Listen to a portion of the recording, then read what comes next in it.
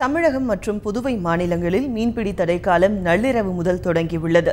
மீன்பிடி தடைக்காலம் 61 நாட்களாக நீட்டிக்கப்பட்டுள்ளதால் மீனவர்கள் அதிர்ச்சியடைந்துள்ளனர். மீன்களின் இனப்பெருக்கத்திற்காக கடந்த 2000வது ஆண்டிலிருந்து மீன்பிடி தடைக்காலம் அமலில் இருந்து வருகிறது.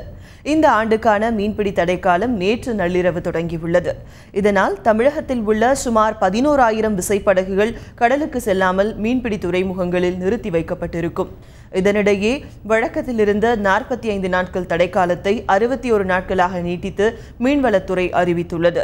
இதன்படி மே 29ஆம் தேதிக்கு பதிலாக ஜூன் 14ஆம் தேதி வரை இந்த தடைக்காலம் அமலில் இருக்கும் என்று அறிவிக்கப்பட்டுள்ளது. இந்த அறிவிப்பால் மீனவர்கள் அதிர்ச்சியடைந்துள்ளனர். இன்னைக்கு இலங்கை அரசு புதிதாக வந்திருக்கிற அரசு ஏற்படுத்தி நாங்கள் கடலுக்குள்ளே போக முடியாமல் 2 மாதமாக பசியும் பட்டியமாக கிடக்கும். அதில் இந்த 45 நாள் தடைக்காலத்திலேயாச்சும் இந்த அரசாங்கம் பேசி ஏதாச்சும் ஒரு சுமூகமான நிலையை ஏற்படுத்தி எங்களுக்கு மீன் பிடிக்கிறதுக்கு உண்டான வழிவகையை பண்ணி கொடுப்பாங்கன்னு நாங்கள் நம்பினோம். ஆனால் இன்றைக்கி இந்த 45 நாளை 61 நாளை நீடிச்சிருக்கிறாங்க. ஏற்கனவே 2-3 மாதம் பட்டினியாக கிடந்து இன்னும் ஒரு 2 மாதம் பட்டினியாக கிடக்கக்கூடிய ஒரு சூழல் இன்றைக்கி ஏற்பட்டுருக்கிறது ரொம்ப எங்கள் மீனவ மக்கள் மத்தியில் விரக்தியும் அதிருப்தியும் ஏற்பட்டிருக்கு.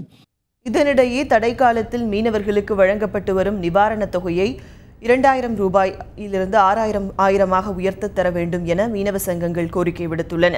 மேலும் கடலூர் மற்றும் கன்னியாகுமரி தமிழக கிழக்கு கடற்கரை பகுதிகளில் ஆழ்கடலில் மீன்பிடிக்க வரும் தைவான், நார்வே, பர்மா, மலேசியா உள்ளிட்ட நாடுகளின் கப்பல்களை தடை செய்ய வேண்டும் எனவும் அவர்கள் கோரிக்கை விடுத்துள்ளனர்.